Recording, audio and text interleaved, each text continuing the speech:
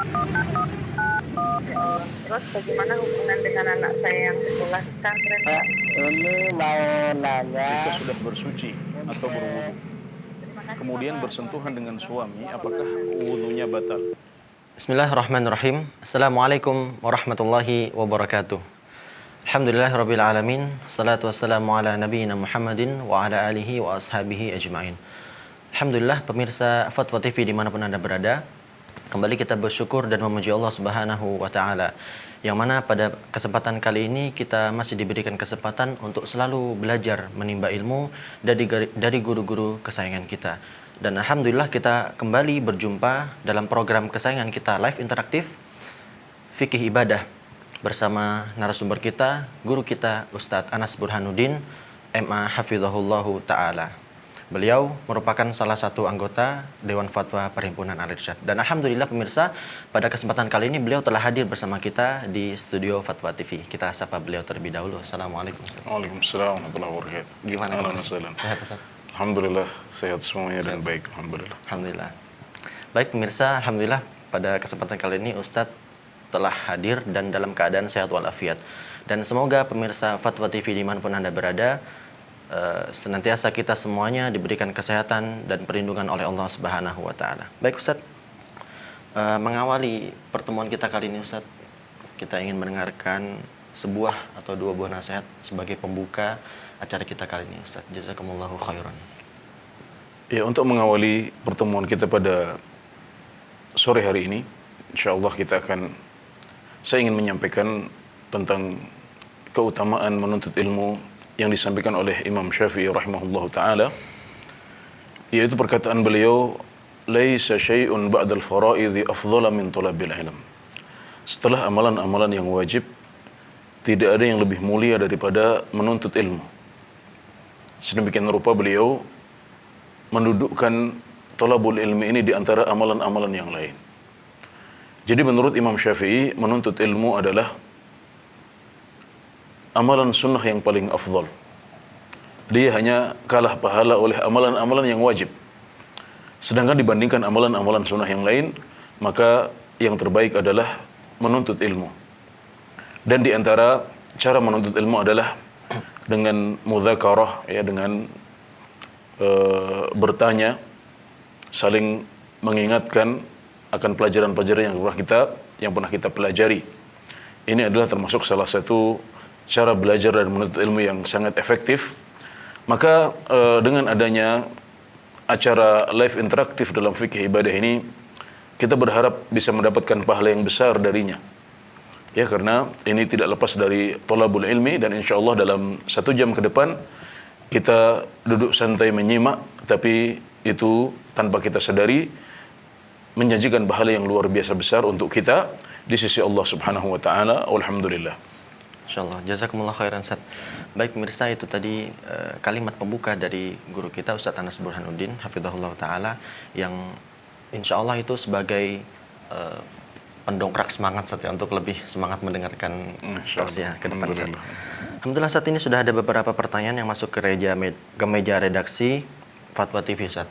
Akan tapi sebelum itu pemirsa, kami ingin menginformasikan kepada Anda sekalian bahwasanya live interaktif ini kami membuka layanan bagi Anda yang ingin berpartisipasi dan bertanya langsung kepada Ustadz, dapat menghubungi kami di layanan interaktif di nomor 0331 544 6087. 0331 544 6087.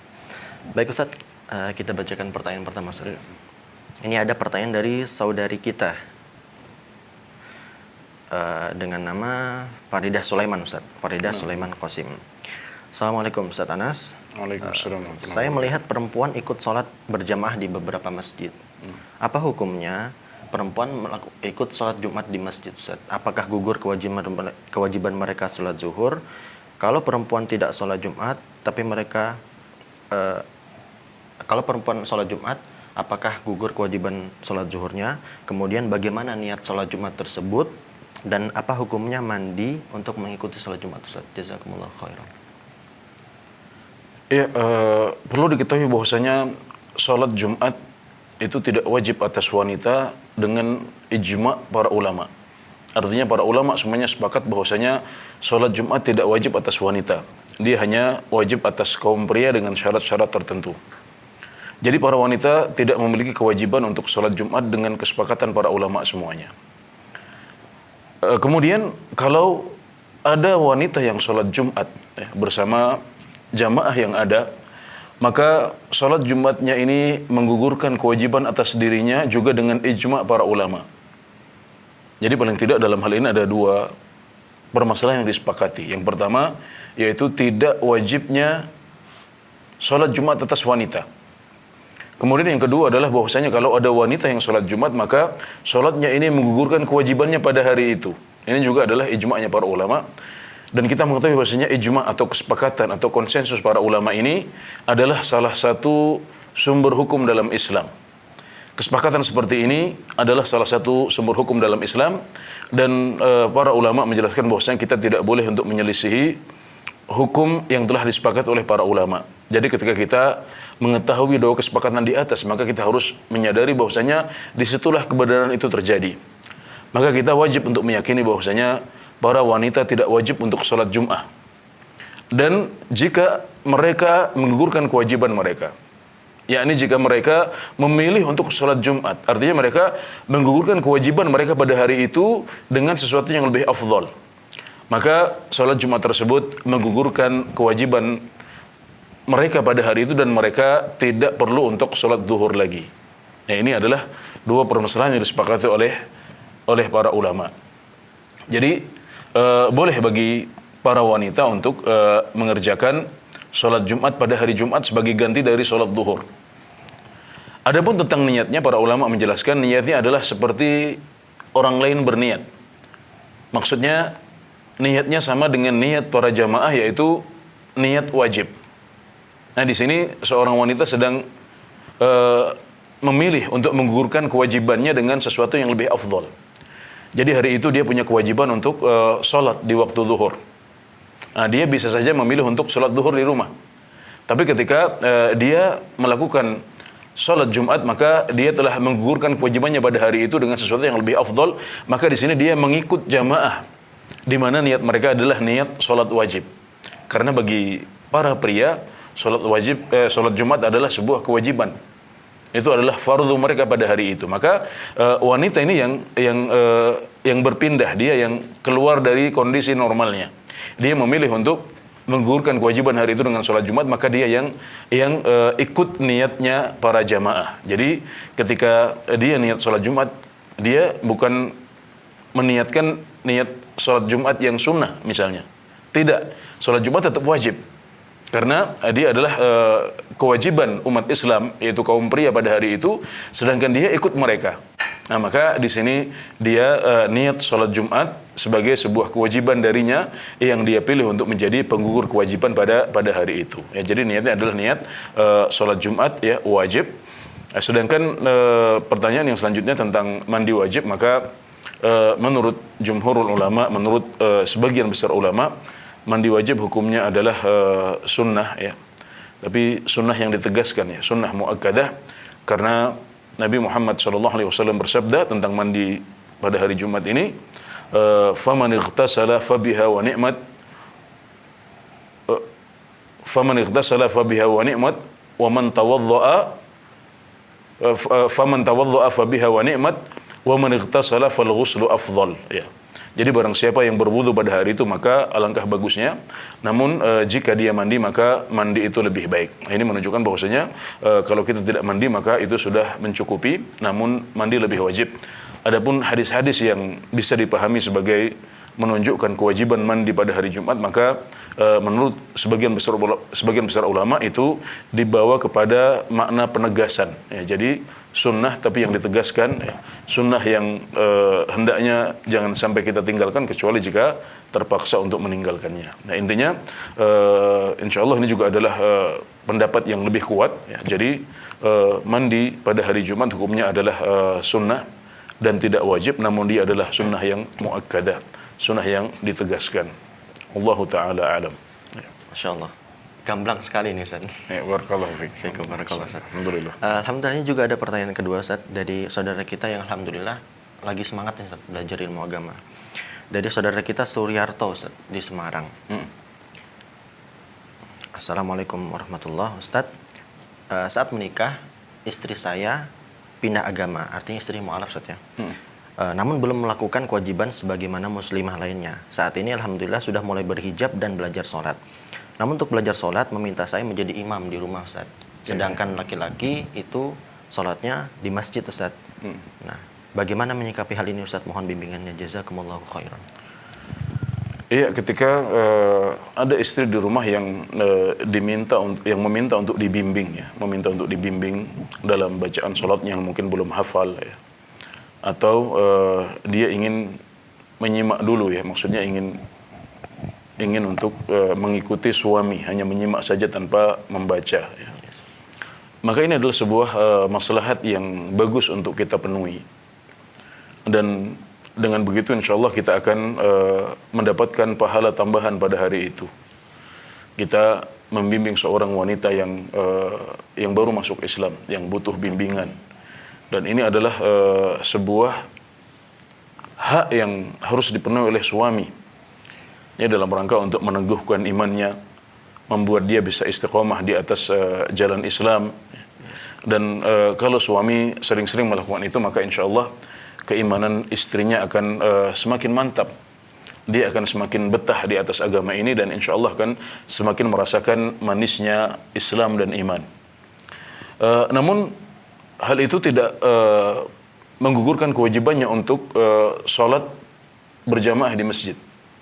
Jika misalnya kita berpendapat atau mengambil pendapat bahwasanya sholat jamaah di masjid adalah wajib. Ya, tentunya kita mengetahui ini adalah sebuah masalah khilafiyah di antara para ulama. Ada yang mewajibkan dan ada yang menilainya hanya sunnah saja. Ya. Dan ini adalah khilaf yang dikenal di antara umat Islam, ya, sangat dikenal. Kemudian jika kita berpendapat bahwasanya sholat jamaah ini adalah sebuah kewajiban bagi kita, maka kita harus mengerjakannya. Maka kita bisa memulai dengan sholat sholat berjamaah dahulu, baru kemudian nanti pulang kita sholat bersama mereka lagi. Kita sholat bersama istri kita di rumah. Nggak ada masalah seperti itu, ya. Sebagaimana dicontohkan oleh Mu'adz bin Jabal radhiyallahu anhu, disebutkan beliau sholat bersama Rasulullah SAW sebagai makmum. Kemudian beliau pulang ke kaum beliau, ya, ke kampung beliau, untuk kemudian menjadi imam bagi mereka. Nah, di sini Mu'adz bin Jabal radhiyallahu anhu, ya, melakukan sholat tersebut 2 kali. Satu bersama Rasulullah SAW dengan niat sholat wajib, kemudian yang kedua adalah sholat sunnah. Maka ini bisa dicontoh, ya. Anda bisa sholat di masjid dahulu, baru kemudian nanti sholat di rumah, sekaligus membimbing istri yang baru masuk Islam, ya, sehingga dengan begitu Anda sholat wajib di kesempatan yang pertama, kemudian sholat sunnah di kesempatan yang kedua. Ya, ini bisa menjadi solusi. Jadi tidak perlu kita meninggalkan sholat kita di masjid, tapi kita bisa menggabungkan antara keduanya, dan sebagaimana dikatakan oleh para ulama, al-jam'u aula minat tarjih, ya, menggabungkan itu lebih baik daripada mengalahkan salah satunya. Alhamdulillah.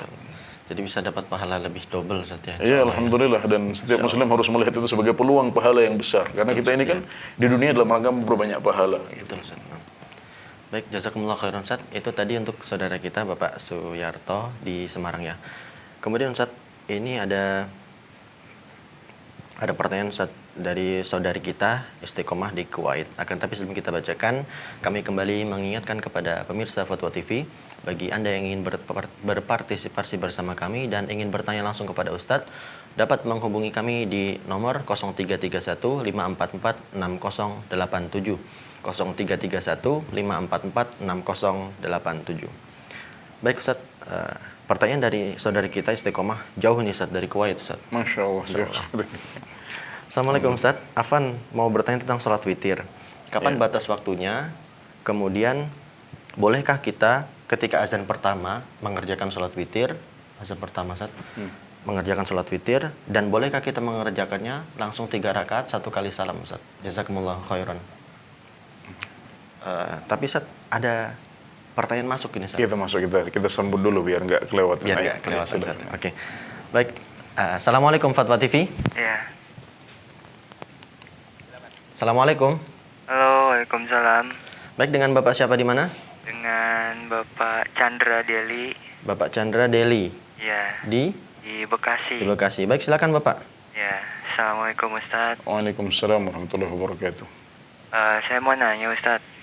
Kalau seandainya salat berjamaah itu kan saf itu harus dirapatkan ya Ustadz. Ya. Kemudian setelah saf pertama, kemudian bangkit lagi, apakah safnya harus dirapatkan lagi?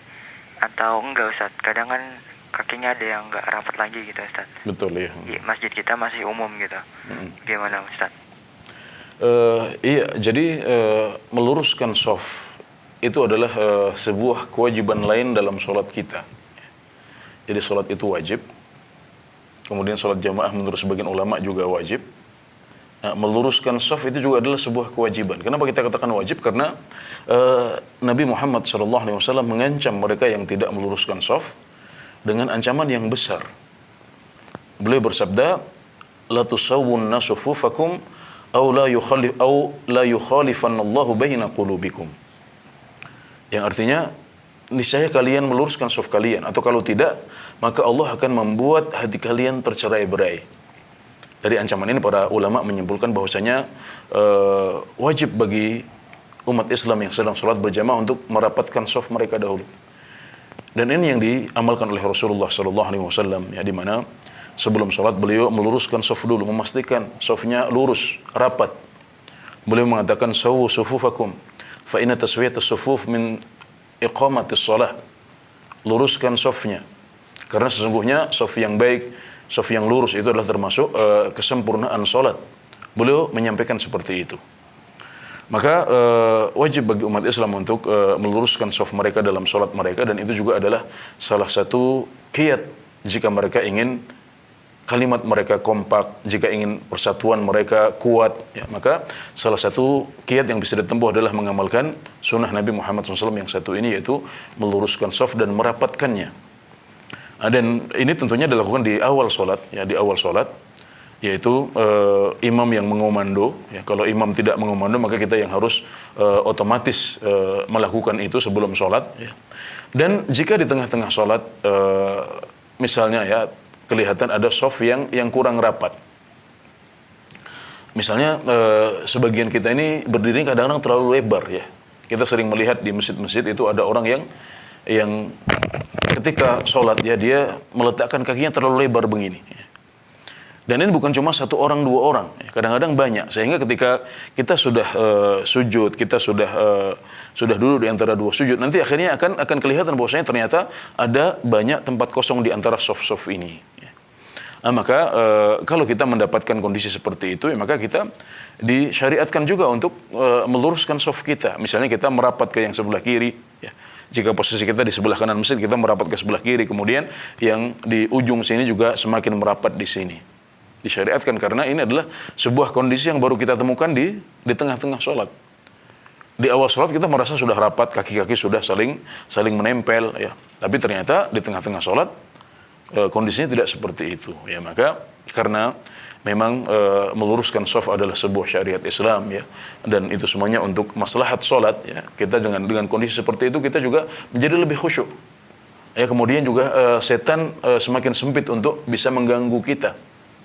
Sebagaimana dijelaskan oleh Rasulullah SAW bahwasanya setan mengganggu kita bermain di sela-sela shaf yang ada, dan ketika kita tutup maka kita telah menutup pergerakan mereka.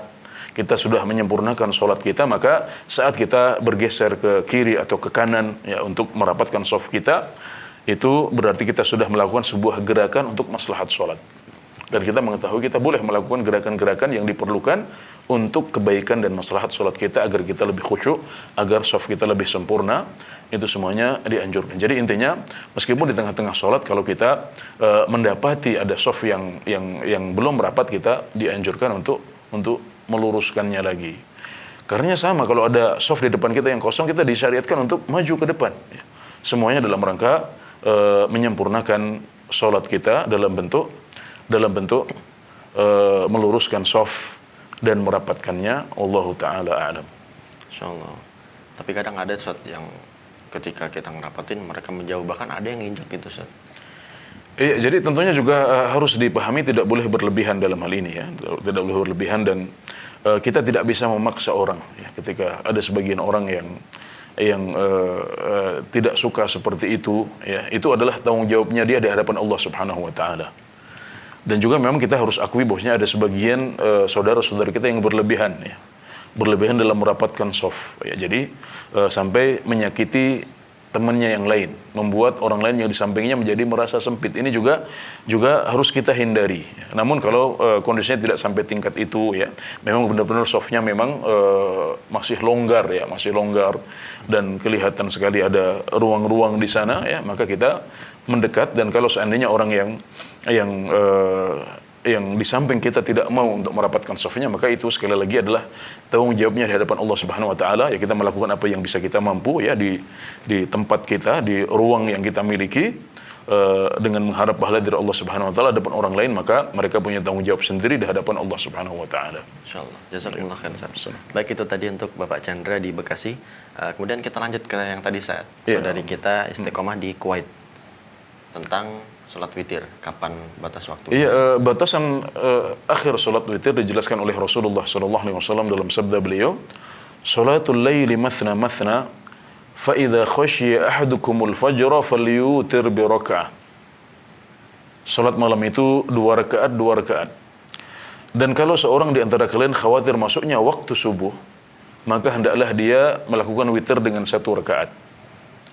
Nah, dari hadis ini kita bisa simpulkan bahwasanya salat witir bisa juga dengan 1 rakaat, Ibu, ya. Kalau Ibu tadi bertanya dengan 3 rakaat, yaitu salah satu pilihan. Karena witir itu artinya ganjil, jadi bisa 3, bisa 1, bisa 5, bisa 7. Ini semuanya disebut sebagai witir. Jadi kita bisa witir dengan 1 rakaat. Kemudian yang kedua yang ditunjukkan oleh hadis ini adalah bahwasanya batas akhir salat witir adalah menjelang subuh. Jadi 5 menit sebelum masuknya waktu subuh kita masih bisa untuk sholat witir. Ya, makanya kalau tadi ditanyakan apakah setelah adzan pertama kita masih bisa untuk sholat witir, jawabannya iya. Bahkan kita masih bisa sholat qiyamul lail, masih bisa tahajud. Kalau yang dimaksud dengan adzan pertama di sini adalah adzan yang dilakukan kira-kira 1 jam sebelum masuknya waktu subuh, sebagaimana dicontohkan oleh Rasulullah SAW. Karena pada zaman Nabi Muhammad SAW beliau memiliki 2 muadzin. Siapa itu, Ustaz? Iya, yaitu Bilal dan Ibnu Ummi Maktum, ya, di mana beliau mengatakan inna Bilalan yu'adzinu bil-lail. Sesungguhnya Bilal itu azan pada malam hari. Fakulu washrabu hatta yu'adzina Ibnu Ummi Maktum. Maka kalian masih boleh makan, silahkan mau minum, ya, sampai nanti Ibnu Ummi Maktum atau Abdullah Ibnu Ummi Maktum, ya, mengumandangkan azan yang kedua. Maka ini adalah masuknya waktu subuh ini di azan yang kedua ini. Beliau mengatakan sesungguhnya Ibnu Ummi Maktum ini adalah seorang yang buta. Dia tidak mengumandangkan azan kecuali setelah dikasih tahu orang bahwasanya waktu subuh sudah masuk. Asbahta baru dia mengumandangkan azan. Jadi kalau yang dimaksud oleh si penanya adalah azan yang pertama, yaitu azan yang dilakukan sebelum masuknya waktu subuh. Kalau di Masjidil Haram, di Masjid Nabawi sekarang prakteknya adalah 1 jam sebelum masuknya waktu subuh. Ya. Maka ini adalah masih waktu qiyamul lail, kita masih bisa tahajud di situ, termasuk kita juga masih bisa witir di situ. Baru kemudian ketika azan subuh maka kita sudah tidak boleh untuk witir lagi. Waktu witir sudah selesai. Jadi jika yang dimaksud dengan adzan pertama adalah adzan yang saya maksudkan tadi, maka kita masih bisa sholat witir, bahkan masih bisa tahajud setelah adzan tersebut. Adapun kalau yang dimaksud dengan adzan adalah masuknya waktu subuh, maka berarti witir sudah selesai. Waktu qiyamul lail sudah habis, ya. Kalau kita tidak sempat melakukan witir, kita bisa mengqadha'nya di waktu duha nantinya. Bagaimana tuh caranya? Jadi Nabi Muhammad SAW di antara sunnah beliau adalah mengqadha sholat malam beliau di waktu duha. Maksudnya ketika beliau tidak sempat untuk melaksanakan qiyamul lail pada malam hari, ya misalnya biasa sholat 3 rakaat, ya. Kalau boleh tentunya sholatnya adalah 11 atau 13 rakaat, maka beliau mengqadha'nya di waktu duha. Maka sholat sunnah itu dianjurkan untuk diqadha jika kita tidak bisa melakukannya sebagaimana biasanya. Maka kalau kita mengqadha, kita tambah 1 rakaat. Kalau kita biasa sholat malam, ya 3 rakaat, maka kita mengqadha menjadi 4. Kalau kita biasa sholat malam 5 rakaat, maka kita mengqadha menjadi 6. Ya, kalau 11 bisa menjadi 12 dan seterusnya. Adapun sholat witir sendiri, kalau tadi ditanyakan apakah kita boleh witir 3 rakaat langsung ya dengan satu salam, jawabannya iya. Dan Nabi Muhammad SAW disebutkan memiliki atau mengajarkan beberapa bentuk sholat witir. Ada yang 1 rakaat, ada yang 3 rakaat, ya, ada yang 2 salam, ya, ada yang 1 salam. Dan di antara contoh yang sahih dari Rasulullah SAW adalah melaksanakan sholat witir dengan 3 rakaat langsung dengan 1 salam. Maka itu sahih dicontohkan oleh Rasulullah SAW, maka kita boleh untuk melakukannya. Insyaallah. Jazakumullah khairan Ustaz. Baik itu untuk saudari kita istiqomah di Kuwait jauh-jauh ini Ustaz. Insyaallah. Masya Allah. Alhamdulillah sekarang ada banyak fasilitas yang memudahkan kita untuk bisa belajar agama dimanapun kita berada. Jadi meskipun kita di negeri non jauh di sana, alhamdulillah kita bisa komunikasi dengan kami di Indonesia di sini. Dan ini yang bertanya dapat pahala juga loh. Kalau misalnya pertanyaannya diangkat kemudian orang lain bisa menjadi paham permasalahan agama karena pertanyaannya, maka kita mendorong para jamaah sekalian untuk bertanya. Ya. Jadi bukan hanya untuk mereka sendiri, tapi pahalanya juga dia akan mendapatkan pahala dari ilmu yang diambil oleh orang lain dengan pertanyaan dia ini. Alhamdulillah. Alhamdulillah. Baik, pemirsa Fatwa TV dimanapun Anda berada, bagi Anda yang belum berpartisipasi bersama kami, bagi Anda yang ingin bertanya langsung kepada Ustadz, silahkan menghubungi kami di line interaktif di nomor 0331 544 6087. 0331 544 6087. Baik Ustadz, ini selanjutnya ada pertanyaan dari saudari kita Sri Wahyuni. Ya. Assalamualaikum warahmatullahi wabarakatuh. Waalaikumsalam warahmatullahi wabarakatuh. Ustadz, saya seorang pekerja. Ya. Kemudian dari Sumatera Utara, Ustadz. Masya Allah. Saya seorang pekerja, bolehkah saya mengerjakan qobliyah zuhur 4 rakaat? Padahal iqomat sudah lewat, Ustadz. Ya. Sudah lewat kisaran mungkin 10 menit. Ini Ustadz. wanita ya, seperti yang Wanita, bertanya, Ustadz. ya. Mungkin dia ini sholatnya ikut sama imam di masjid, Ustadz. Tapi dia pengen sholat qobliyah dulu, Ustadz, 4 rakaat zuhur. Iya. Ya, bagaimana, Ustadz? Tapi ada penjelasan beliau sholatnya di masjid nggak itu? Enggak sih, Ustadz. Enggak ya, enggak ada. Oke. Iya, jadi sholat sunnah qobliyah zuhur 4 rakaat adalah salah satu teladan dari Rasulullah SAW. Dia termasuk sholat sunnah rawatib yang 12 ya, yang senantiasa dijaga oleh Rasulullah SAW. Maka kita melakukan sholat sunnah ini sebelum sholat zuhur. Sebelum sholat zuhur maksudnya adalah sebelum kita melaksanakan sholat zuhur. Dan tentunya mulainya sholat zuhur ini di berbagai tempat berbeda-beda. Termasuk yang di rumah juga berbeda dengan yang di masjid.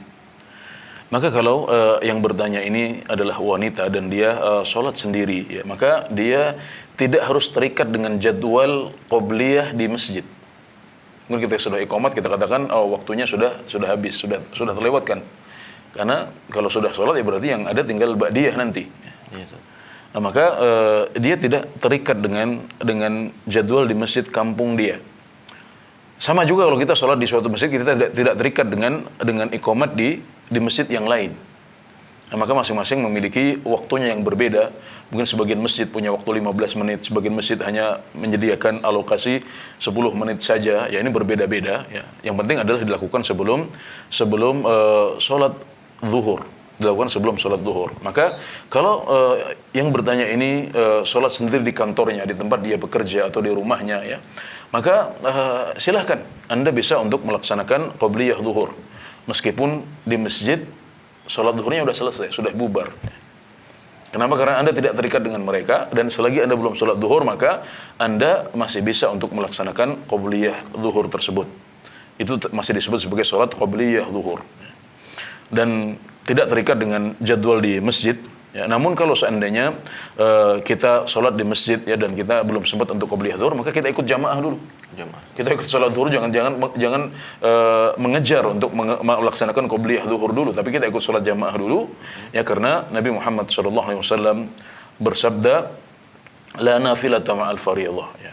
Atau idza uqimatis shalah fala sholata illa al maktubah. Jika qomat sudah dikumandangkan. Jika iqamat sudah dikumandangkan, maka tidak ada sholat lagi kecuali yang fardhu. Jadi sholat bersama imam dulu, baru nanti ketika kita sudah selesai bersama imam, kita bisa mengqadha qabliyah zuhur tadi setelah zuhur. Jadi ini menegaskan bahwasanya sholat sunnah rawatib ini dianjurkan untuk diqadha jika kita tidak bisa melakukannya pada waktunya. Ya demikian, semoga penjelasan ini bisa ditangkap dengan baik dan bisa menambah ilmu kita semuanya. Nah, Jazakumullah khairan Ustaz.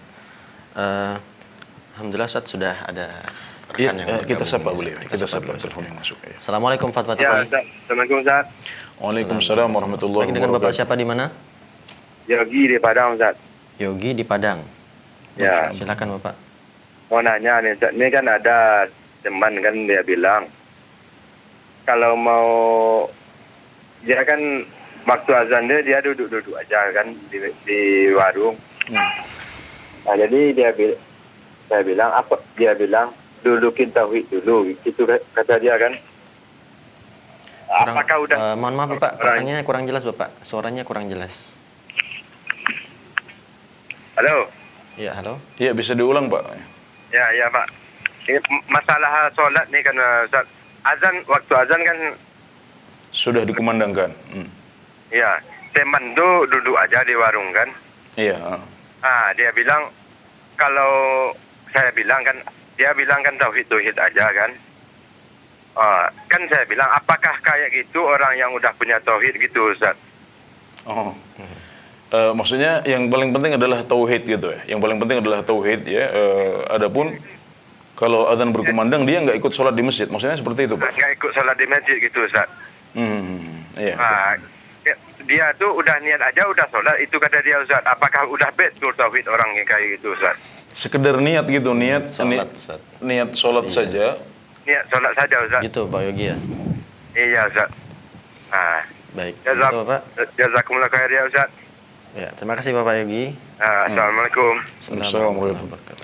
Iya, tidak ada kontradiksi antara tauhid dengan sholat. Ya. Justru malah tauhid itu harus menuntut kita. Kalau kita tauhid kita benar, maka kita akan semakin mengenal Allah Subhanahu wa taala. Kita akan semakin rindu untuk berinteraksi dengan Allah Subhanahu wa taala. Kita akan semakin rindu untuk mengerjakan ibadah-ibadah yang menjadi kewajiban kita.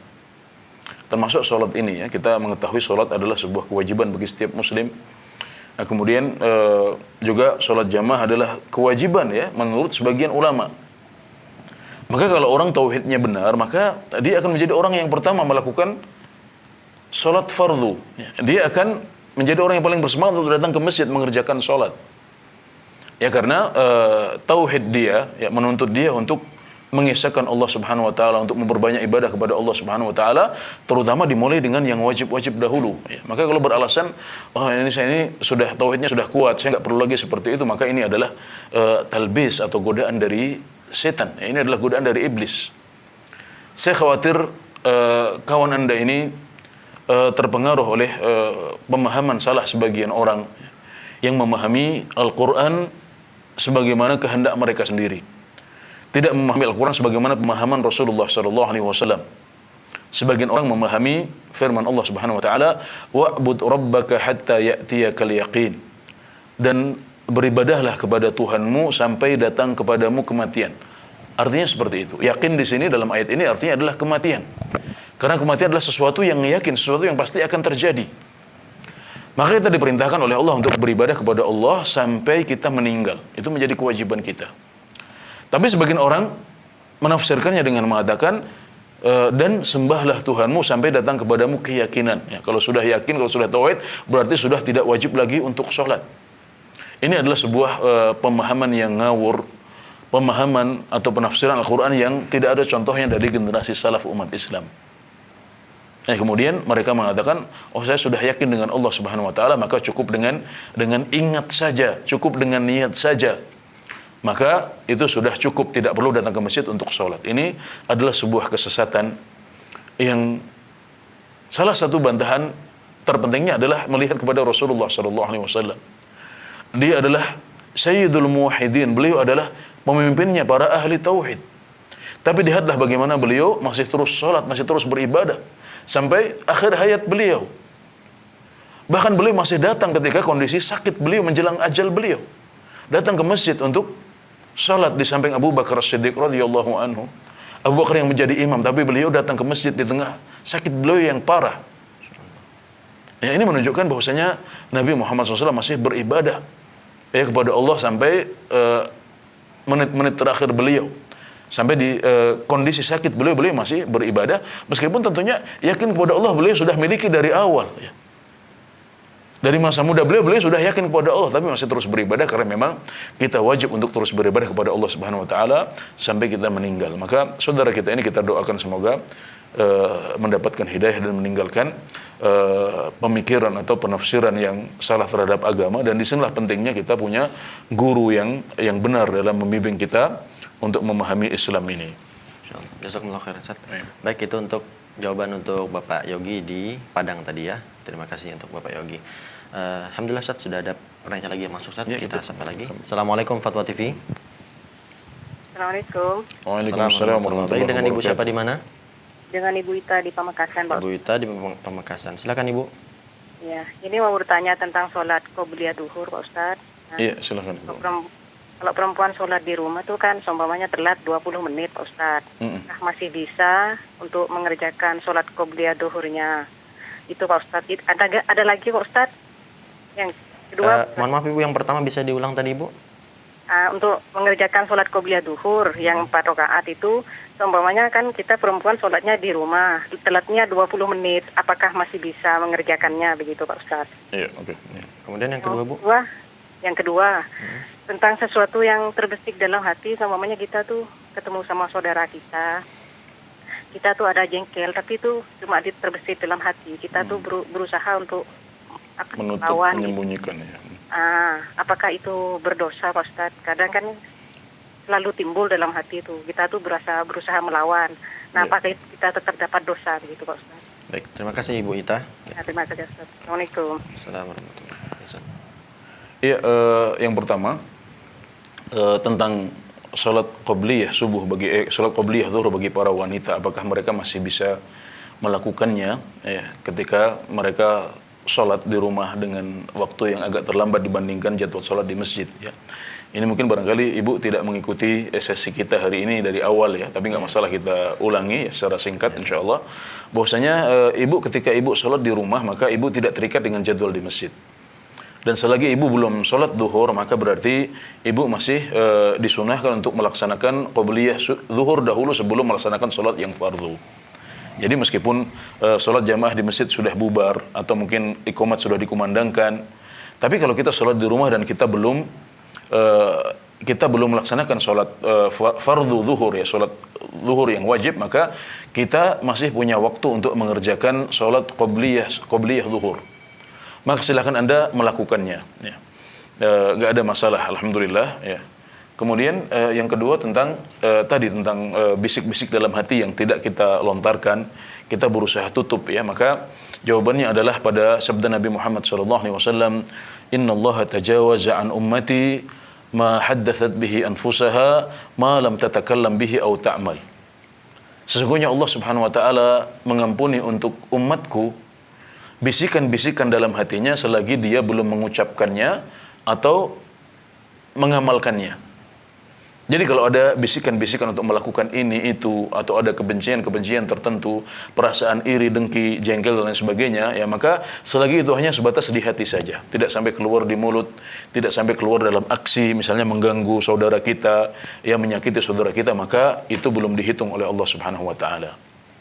Jadi alhamdulillah niat keburukan tidak dihitung oleh Allah Subhanahu wa taala. Sebaliknya kalau kita punya niat baik, maka itu sudah dicatat oleh Allah Subhanahu wa taala. Ini adalah sebuah kemurahan dari Allah Subhanahu wa taala yang harus kita syukuri.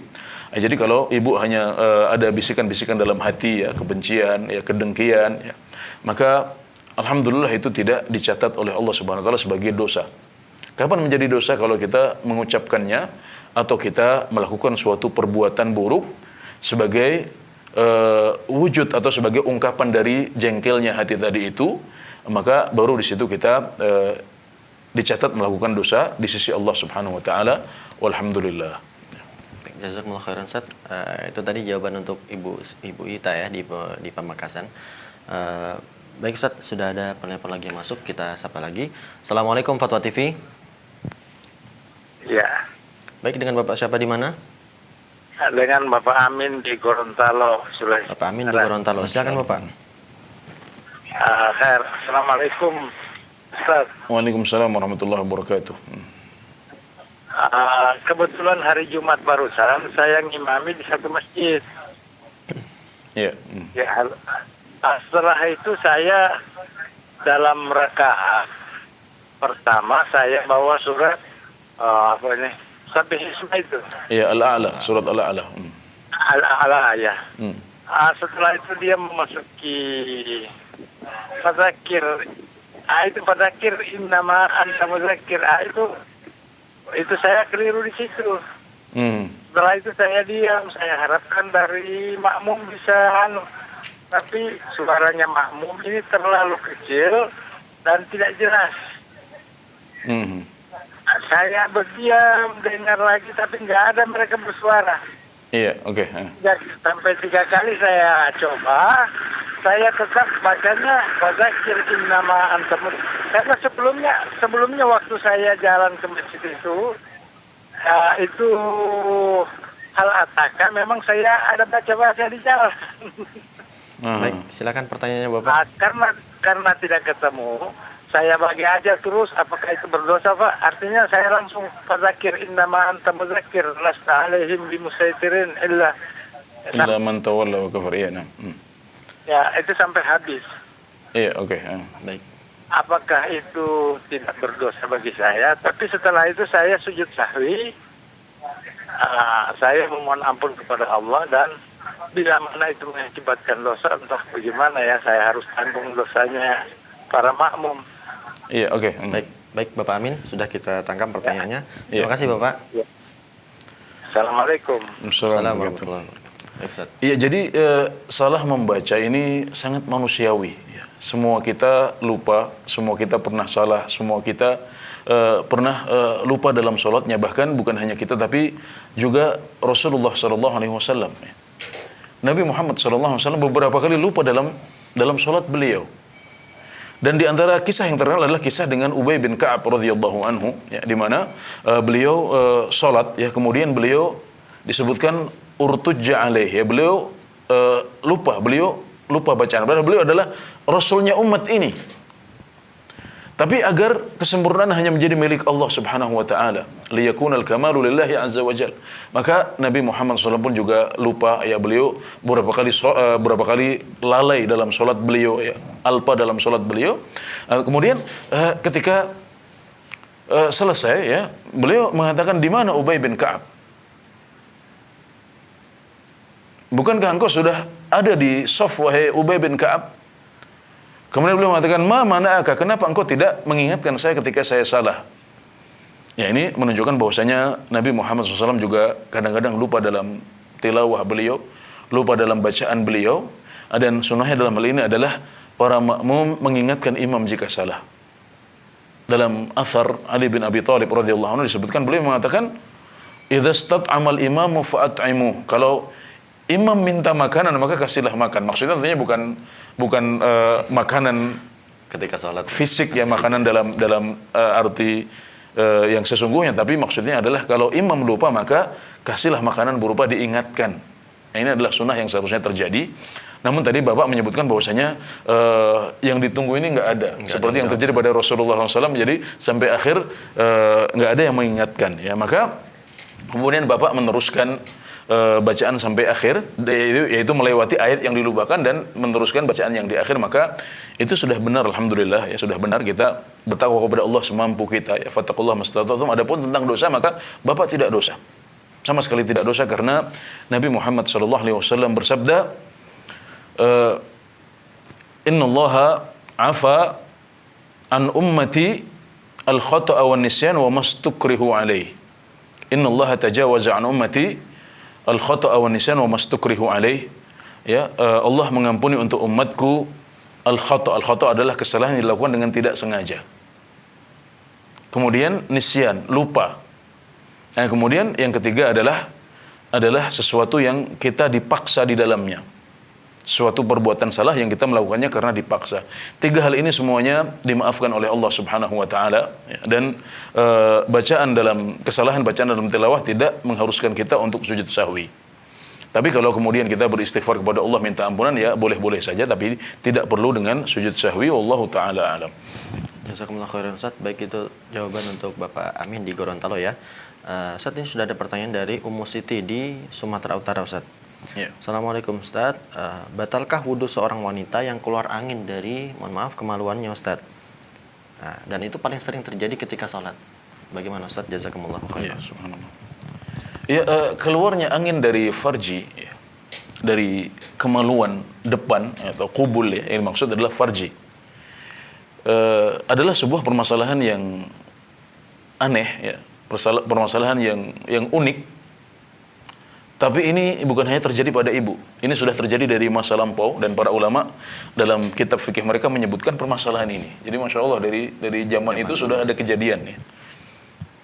Kalau kita kentut dari dubur itu kan sudah wajar, semua orang sudah tahu, dan kita mengetahui bahwasanya keluar angin dari dubur adalah pembatal wudhu dengan kesepakatan para ulama semuanya. Iya, Ustaz. Tapi ini masalahnya agak unik, yaitu keluarnya angin dari farji. Apakah termasuk membatalkan wudhu?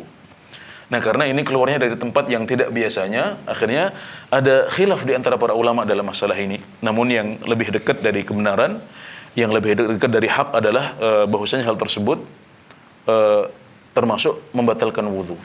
Termasuk membatalkan wudhu. Karena apa? Karena ini masuk dalam keumuman sabda Nabi Muhammad SAW, "Fala yansarif hatta yasma'a sautan aw yajida rihan." Kalau seorang di antara kalian sholat, ya kemudian ada bayangan-bayangan, apakah ada sesuatu yang keluar dan semacamnya. Di sini Nabi Muhammad SAW berfatwa, fala yansarif, enggak boleh dia keluar dari sholat sampai dia mendengar suara atau mencium bau. Enggak disebutkan apakah dari depan apa dari belakang. Jadi pokoknya kapan ada kita mencium bau, kita mendapatkan suara, maka di situ baru kita keluar dari sholat. Nah, kata para ulama, pendapat yang mengatakan wanita yang keluar angin dari farjinya, dari kemaluan depannya, ini juga batal sholatnya, ya, karena masuk dalam keumuman hadis ini, ya.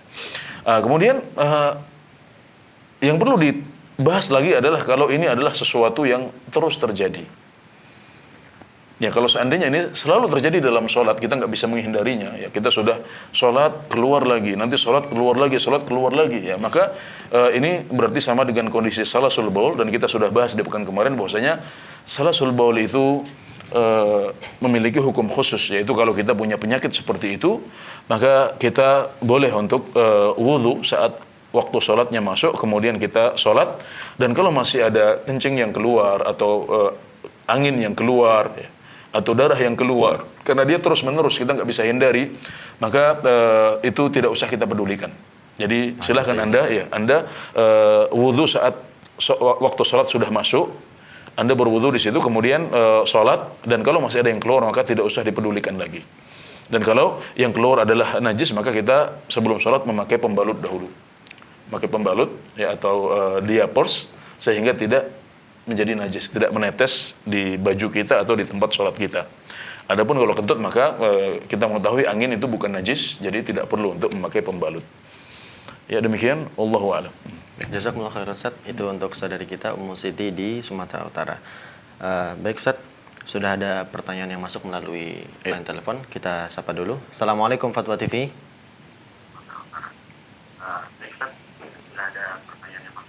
Assalamualaikum Fatwa TV. Assalamualaikum. Waalaikumsalam warahmatullahi wabarakatuh. Baik, dengan Bapak siapa di mana? Saya hamba Allah dari Ciamis. Baik, Silakan Bapak. Assalamualaikum Ustaz. Waalaikumsalam warahmatullahi wabarakatuh. Saya ingin bertanya ini masalah zakat, Ustaz, zakat tijarah, Iya. zakat perdagangan. Apakah itu termasuk dengan modalnya, Ustaz, itu? Iya, oke. Sudah Bapak? Sudah. Baik, terima kasih Bapak. Baik, jazakumullah. Oke, ya. Zakat perniagaan adalah zakat yang wajib untuk dikeluarkan menurut sebagian besar ulama. Jadi sebenarnya ada khilaf di antara para ulama dalam zakat perniagaan. Tapi pendapat sebagian besar ulama, dan ini yang benar insya Allah, ya, bahwasanya kita wajib untuk mengeluarkan zakat perniagaan. Nah, bagaimana caranya? Caranya adalah dengan menentukan hari. Jadi kalau kita sudah punya nisab dari zakat perniagaan kita, maka kita harus menentukan dalam setiap tahun ya kita ada waktu, ada hari khusus atau pekan khusus untuk menghitung komoditi yang ada di toko kita. Kita misalnya punya toko kelontong ya, kita punya toko kelontong, maka kita hitung barang yang kita jual di situ. Yang ada pada hari itu, yang ada pada pekan itu kita hitung semuanya. Maka kemudian kita nilai, karena zakat perniagaan ini yang dihitung adalah nilainya, bukan barangnya. Jadi kita nilainya ada berapa. Misalnya anggaplah ada 100 juta di toko pada hari itu. Maka kemudian uang ini ya, jadi nilai ini kita gabungkan dengan zakat mal kita, Pak. Ini faedah penting yang mungkin masih banyak umat Islam yang belum mengetahuinya. Jadi bahwasanya nilai zakat yang dikeluarkan ya, atau zakat perniagaan itu digabungkan dengan zakat mal. Kenapa? Karena yang dikeluarkan dalam zakat perniagaan adalah nilainya, yaitu uang, rupiah. Berapa rupiah? Maka kalau seandainya zakat perniagaan ini tidak sampai nisab, artinya misalnya hanya yang di toko hanya ada 20 juta saja misalnya. Sementara di tabungan kita memiliki 60 juta, 80 juta, dan itu sudah nisab. Maka berarti kita gabungkan semuanya, nilai perniagaannya berapa, kemudian uang yang ada berapa. Jadi itu baru kemudian digabungkan, kemudian dikeluarkan 2,5%, 1/40-nya dari total harta yang ada. Nah, jadi sebenarnya simpel, Pak. Jadi perniagaan ini digabungkan dengan zakat mal. Nah tadi kalau Bapak bertanya apakah modalnya terhitung apa enggak. Nah sekarang dilihat apakah modalnya ada bersama uang yang ada di rumah. Kalau ada berarti kita tinggal tambahkan. Kalau sudah enggak ada barangnya, modal itu sudah berupa barang semuanya ada di toko, maka berarti kita tinggal menghitung harta yang ada di toko saja. Maksudnya barang yang ada di toko, tanpa kita harus menghitung asetnya. Aset toko nggak perlu dihitung. Kita nggak perlu menghitung rukonya. Kenapa? Karena ruko bukan barang perniagaan. Yang kita niagakan adalah, yang kita perdagangkan adalah barang-barang. Kalau yang kita jualan misalnya printer, ya berarti printer. Kalau kita jualan kelontong, yang berarti kelontong yang ada di situ.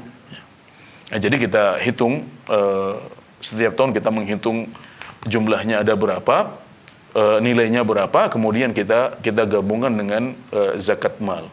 Kita gabungkan dengan uang zakat mal, kemudian dikeluarkan bersama-sama. Alhamdulillah. Jadi sebenarnya zakat perniagaan itu praktis, ya gampang saja, alhamdulillah. Ya, semoga penjelasan ini bisa membantu Bapak di Ciamis.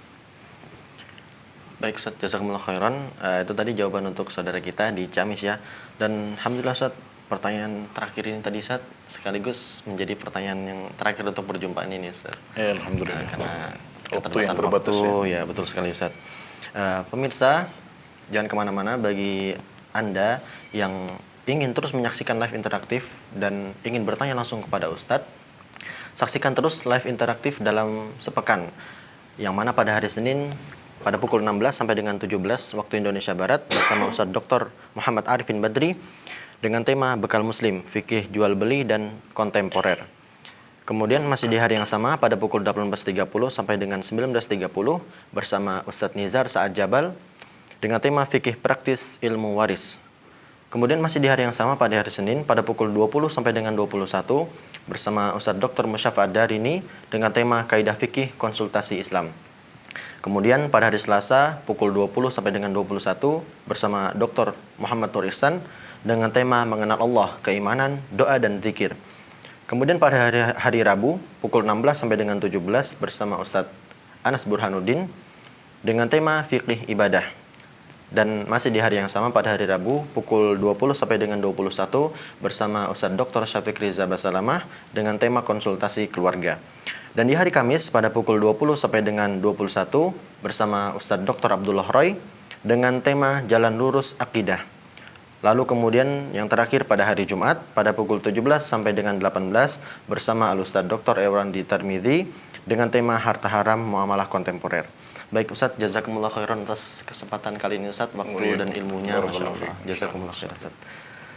Baik pemirsa, Mewakili segenap kerabat kerja yang bertugas, kami mengucapkan jazakumullahu khairan dan memohon maaf sekaligus atas kesalahan-kesalahan atau kekurangan selama acara ini. Mungkin ada salah-salah kata. Akhirul kalam, kita tutup dengan doa kafaratul majelis. Subhanaka Allahumma bihamdik, asyhadu an la ilaha illa anta, astaghfiruka wa atubu ilaik. Wassalamualaikum warahmatullahi wabarakatuh. Terus bagaimana hubungan dengan anak saya yang sekolah pesantren? Pak, ini mau nanya. Jika sudah bersuci atau berwudu, kemudian bersentuhan dengan suami, apakah wudunya batal?